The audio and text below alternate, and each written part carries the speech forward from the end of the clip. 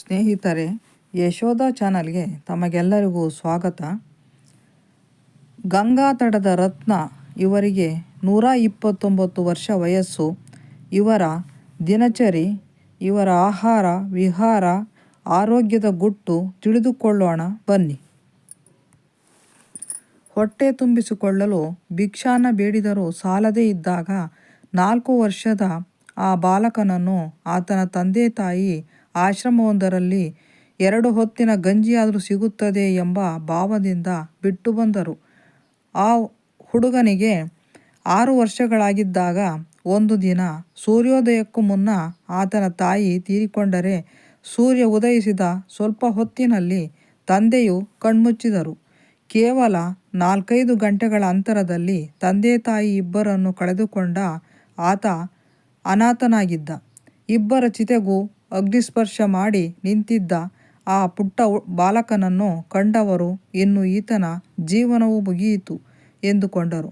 ಆದರೆ ಆ ವಾಮನ ತ್ರಿವಿಕ್ರಮನಂತೆ ಬೆಳೆದ, ತನ್ನ ಆಯುಷ್ಯದಲ್ಲಿ 3 ಶತಮಾನಗಳನ್ನು ಕಾಣುವ ಅದೃಷ್ಟವನ್ನು ಪಡೆದ, 100 ವಸಂತಗಳನ್ನು ಪೂರೈಸಿ ನಸುನಕ್ಕ ಸಾವಿರಾರು ಕುಷ್ಠರೋಗಿಗಳ ಆರೈಕೆ ಮಾಡಿದ, ಲಕ್ಷಾಂತರ ಅನುಯಾಯಿಗಳಿಗೆ ಬದುಕಿನ ಮಾರ್ಗವನ್ನು ತೋರಿದ, ಬೂದಿಯಿಂದ ಮೇಲೆದ್ದು ಹಿಮಾಲಯ ಸದೃಶವಾಗಿ ಬೆಳೆದು ನಿಂತ ಆ ಬಾಲಕ ಬೇರೆ ಯಾರೂ ಅಲ್ಲ, ವಾರಣಾಸಿಯ ಸ್ವಾಮಿ ಶಿವಾನಂದ.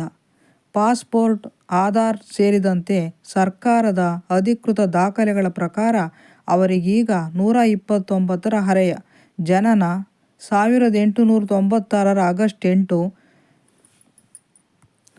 ಜಗತ್ತನ್ನು ಕಾಡುವ 3D ಸಮಸ್ಯೆಗಳಿಂದ, ಕಾಮನೆ, ಕಾಯಿಲೆ, ಖಿನ್ನತೆ ಅವರು ಮುಕ್ತ. ವಿಭಜನಾ ಪೂರ್ವ ಬಂಗಾಳದ ಒಂದು ಪುಟ್ಟ ಹಳ್ಳಿಯಲ್ಲಿ ಶುರುವಾದ ಅವರ ಬದುಕಿನ ಯಾತ್ರೆ ಸಹಜ ಮಾರ್ಗದಲ್ಲಿ ಸಾಗಿ ಹಲವು ದೇಶಗಳನ್ನು ಸುತ್ತಿ ವಾರಣಾಸಿಯನ್ನು ತಲುಪಿ ಅನಂತವಾಗಿ ಬೆಳೆದು ನಿಂತಿದೆ. ಯಾರಿಂದಲೂ ಈ ಸ್ವಾಮಿ ದೇಣಿಗೆಯನ್ನು ಸ್ವೀಕರಿಸುವುದಿಲ್ಲ. ಕೊಡುಗೈ ದಾನಿಗಳು ಬಳಿ ಬಂದರೆ ಬಡವರ ಕಡೆಗೆ ಕೈ ತೋರಿಬಿಡುತ್ತಾರೆ. ಶಿವಾನಂದರಿಗೆ ಇಚ್ಛೆ ಎನ್ನುವುದೇ ಇಲ್ಲ. ಚಳಿಯೇ ಇರಲಿ, ಮಳೆಯೇ ಬರಲಿ, ನಸುಕಿನ 3 ಗಂಟೆಗೆ ಏಳುವ ಅವರು ಗಂಟೆಗಳವರೆಗೆ ಯೋಗ, ಧ್ಯಾನ, ನಡಿಗೆಯಲ್ಲಿ ತೊಡಗುತ್ತಾರೆ. ಬಿಸಿ ನೀರನ್ನು ಎಂದಿಗೂ ಅವರು ಮೈಮೇಲೆ ಹಾಕಿಲ್ಲ. ತಣ್ಣೀರು ಸ್ನಾನವೇ ಆಗಬೇಕು. ಮಧ್ಯಾಹ್ನ ಮತ್ತು ರಾತ್ರಿ ತಲಾ 2 ಸಣ್ಣ ರೊಟ್ಟಿ, ನಂಜಿಕೊಳ್ಳಲು ಬೇಯಿಸಿದ ತರಕಾರಿ ಇಲ್ಲವೇ ದಾಲ್, ಇಷ್ಟೇ ಅವರ ಊಟ.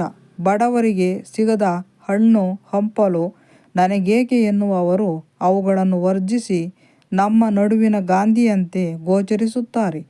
ಎಣ್ಣೆ ಮತ್ತು ಸಕ್ಕರೆ ಬಳಸಿ ತಯಾರಿಸಿದ ಪದಾರ್ಥಗಳು ದೇಹಕ್ಕೆ ಅಗತ್ಯವಿಲ್ಲ ಎಂದು ಪ್ರತಿಪಾದಿಸುವ ಅವರು ಅಂತಹ ತಿಂಡಿಗಳನ್ನು ತಮ್ಮ ಊಟದ ತಟ್ಟೆಯಿಂದ ಆಚೆಗೆ ಇಟ್ಟಿದ್ದಾರೆ.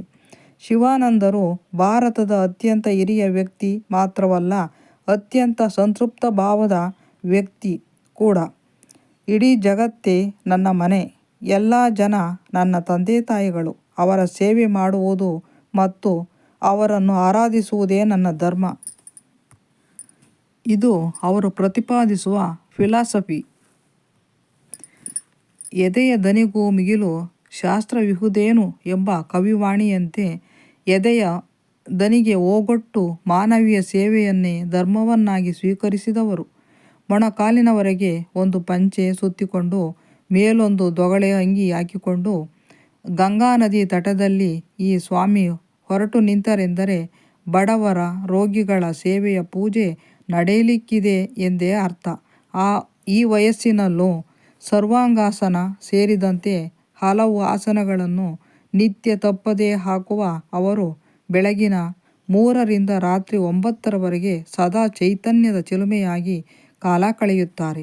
ಭಿಕ್ಷುಕರು, ಬೀದಿ ಬದಿಯಲ್ಲಿ ಬಿದ್ದ ಅನಾಥರು ಎಂತಹ ಕಾಯಿಲೆಯಿಂದ ಬಳಲುತ್ತಿದ್ದರೂ ಅವರ ಕಣ್ಣೀರು ಒರೆಸಿ, ಅವರ ಗಾಯಗಳಿಗೆ ಮುಲಾಮು ಸವರಿ, ಮೇಲೊಂದು ಹೊದಿಕೆ ಹೊದಿಸಿ ಊಟ ಕೊಟ್ಟು ಬರುತ್ತಾರೆ. ಔಪಚಾರಿಕ ಶಿಕ್ಷಣ ಪಡೆಯದಿದ್ದರೂ ಶಿವಾನಂದರು ಇಂಗ್ಲಿಷಿನಲ್ಲಿ ಅಸ್ಖಲಿತವಾಗಿ ಮಾತನಾಡುತ್ತಾರೆ.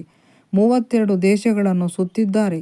ತಮ್ಮ ಅನುಭವಕ್ಕೆ ನಿಲುಕದ, ತಮಗೆ ಗೊತ್ತಿಲ್ಲದ ಯಾವುದರ ಕುರಿತು ಅವರು ಮಾತನಾಡುವುದಿಲ್ಲ. ನಿಜ ಹೇಳಬೇಕೆಂದರೆ ಅವರು ಮಾತನಾಡುವುದೇ ಕಡಿಮೆ. ನಿಶ್ಶಬ್ದವಾದ ವ್ಯಕ್ತಿತ್ವದಿಂದ ಪ್ರಶಾಂತ ತೇಜಸ್ಸಿನಿಂದ ಕಂಗೊಳಿಸುವ ಶಿವಾನಂದರು ಒಂದು ಉದಾತ್ತ ಪರಂಪರೆಯ ಪ್ರತಿಮಾ ರೂಪವಾಗಿ ಕಾಣುತ್ತಾರೆ.